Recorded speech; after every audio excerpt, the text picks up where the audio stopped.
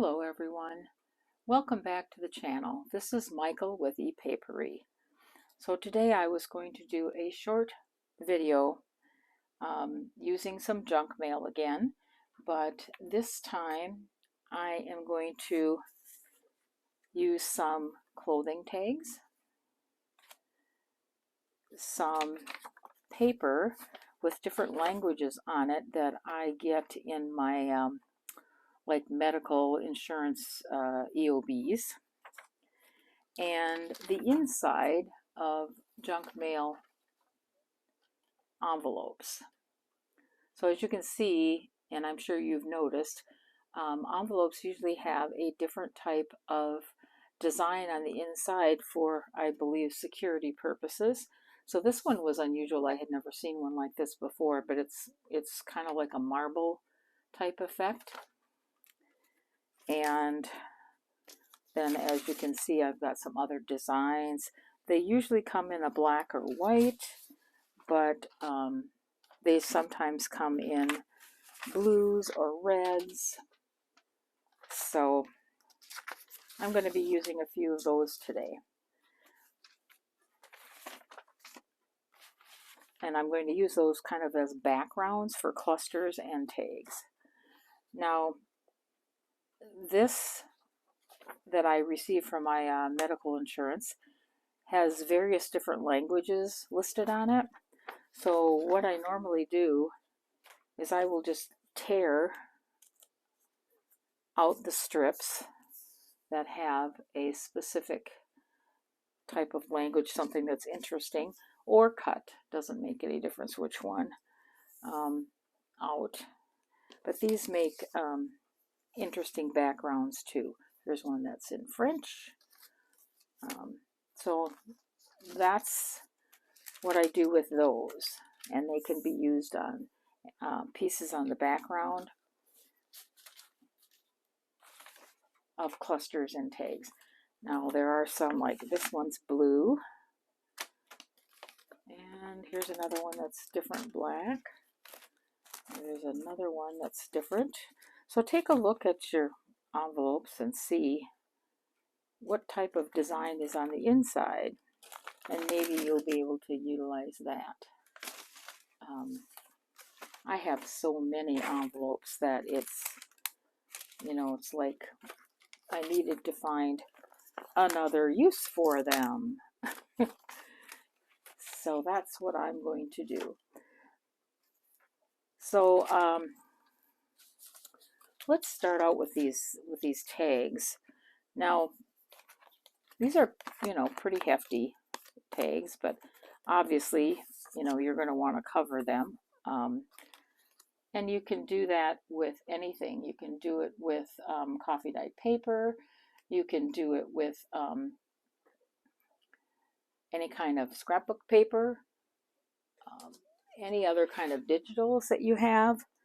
So I'm pulling out just a few things here that I might want to use with some book page. And I'm going to make these fairly neutral because I am not exactly sure where I'm going to put them at this point. So I'm just going to basically make backgrounds and get them covered, and then I can decide to use them whenever I have a journal to make that I think I might want to use them in. Okay, so I'm just going to tear, my favorite thing to do. Oops, and sometimes I ink these and sometimes I don't. Now these are kind of white. What you can do with that is one of two things. You can take and spread your ink out on a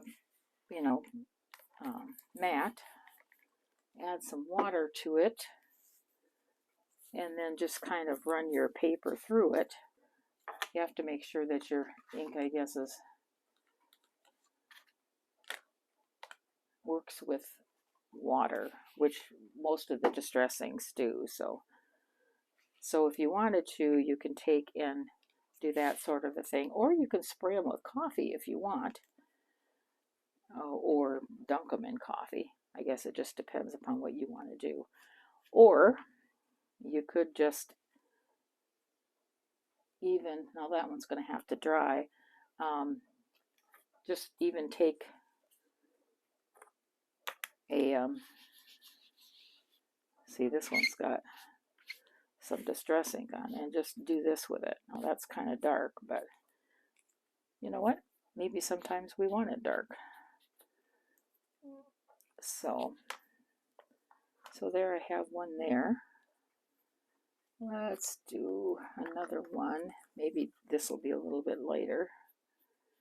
And you know, you don't necessarily have to do every inch of it either if you don't want to. You can just kind of, you know, put it here and there.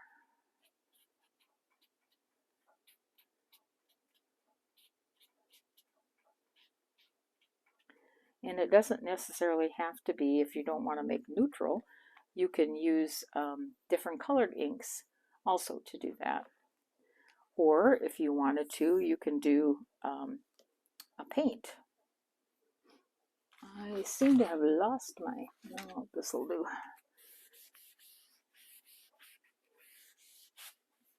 Now, I recently bought some new paints that are, these are called, well, they're like an interference paint.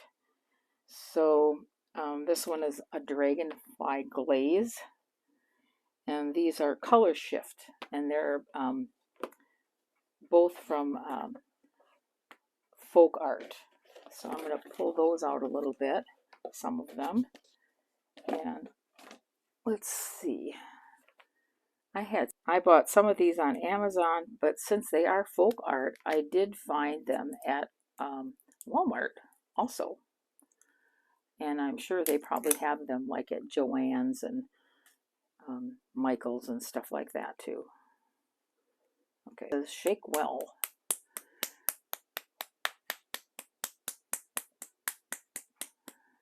Now I'm going to take just a tiny bit of this and stick it up here. Hopefully you can see where I'm at here.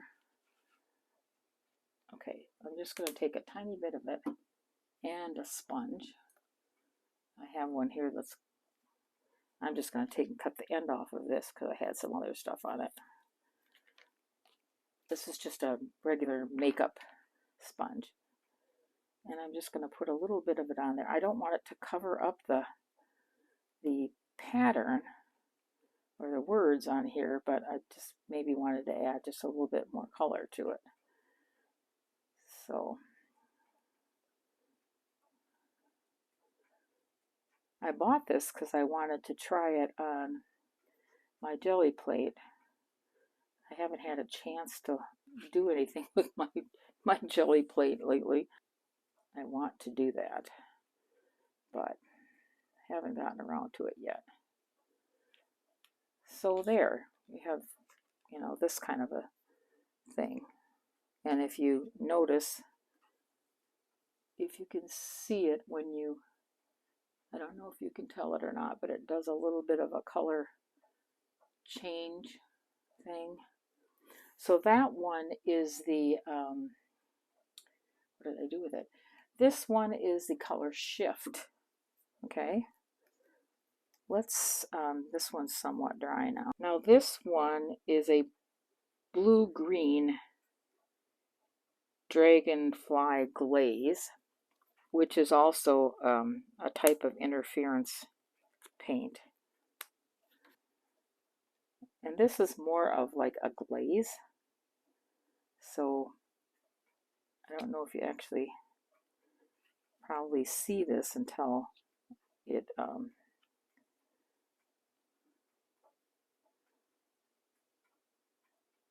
until you actually hold it up into the light. Let's see if you can tell. I don't know. You see? You can see kind of a little bit of what it does. Okay. All right. So I'm going to let those two dry. And that back there. I should pick up that paint on something. You know what, I'm going to pounce some more on this, I guess. This one's the one that was kind of drying, so we'll just mix them up. For Pete's sake, you can't even see what I'm doing. All right.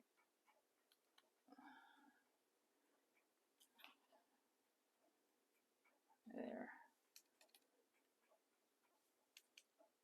I just don't want to waste that paint. So we'll just use it up. And we'll put that there to dry. And since I have, we will use up the last of it on this one. And make this one all blue with not having any ink on it.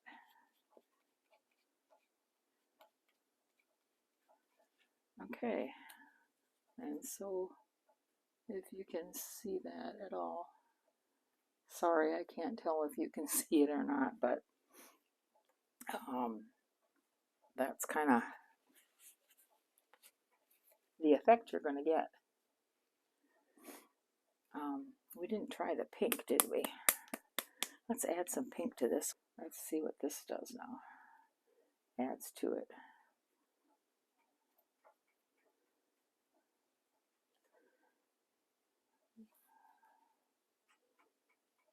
That kind of almost looks like a pinky brown. I suppose that's because of the blue that's in the background. I don't know. Anyway, that's what those do. I got the inspiration from those paints from Eddie Makes Art. So if any of you watch Eddie's program. Okay, so let me see if this is dry enough yet that we could. Oh, I like this one though. This one's really kind of pretty. So let's put some of that behind this, like that. So we're going to do with that. You wouldn't necessarily have to do these collaging. You could just put, you know, a full piece of paper on there without collaging it if you didn't want to. But I like collaging. I don't know why, but I do. I'm not necessarily very good at it, but so I'm just going to ink this up a little bit here.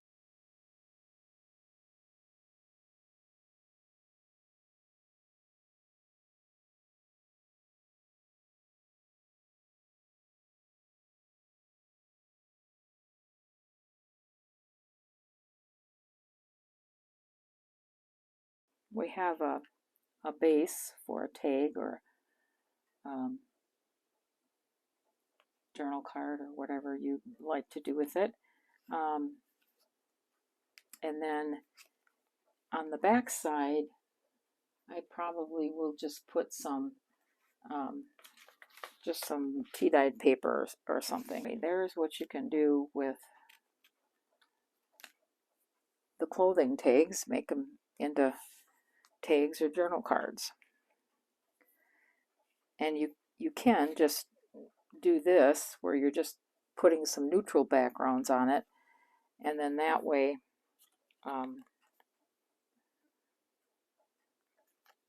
you can just decorate them to go with the theme of your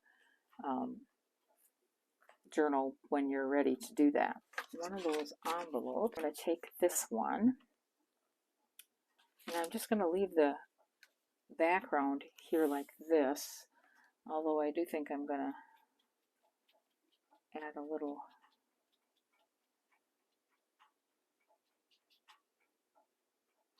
ink here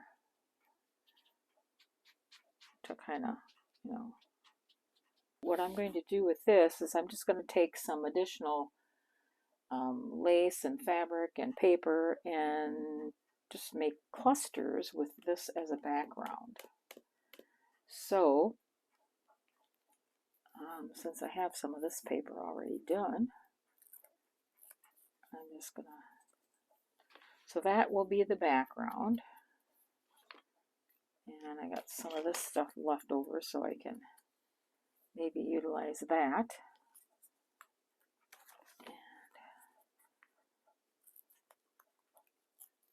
And this paper. And I'm just tearing odds and ends of paper. So what I'm going to do is first put down a, like a type of a background type thing.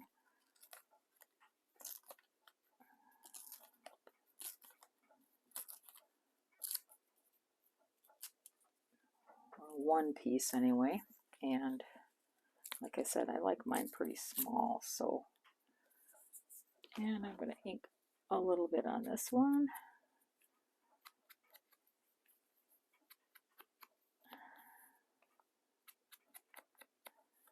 Okay, so I'm going to put one there. Maybe I can take this. Is kind of an odd shaped thing, but you know what? That's okay. Okay, put another one there. You've seen people do this where they, just put pieces down and then tear around it. And that's kind of what this is going to be. But I'm using the envelope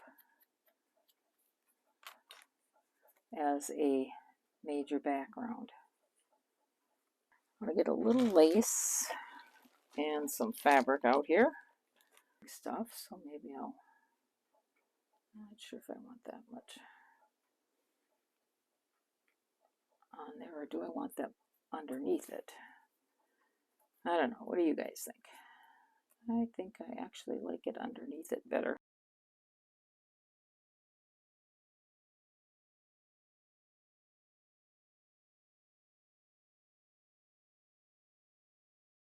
I can